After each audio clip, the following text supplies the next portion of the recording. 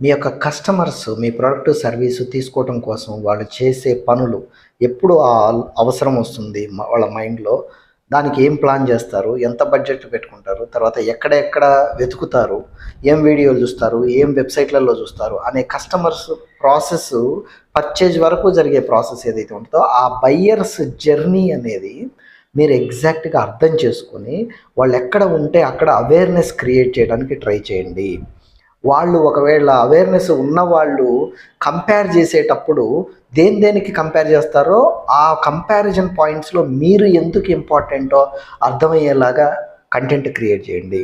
ఆ తర్వాత డెసిషన్ తీసుకొని యాక్షన్ తీసుకోవాలి అంటే దానికి రిలవెంట్‌గా ఇప్పుడే డెసిషన్ తీసుకుంటే లాభం ఏంటి? లేట్ అయితే వచ్చే నష్టం ఏంటి? అని తెలుపుతూ కాల్ టు యాక్షన్ తీసుకునేలాగా వివరాలు అందించండి. ఇది చేయటం ద్వారా 67% ఆఫ్ ది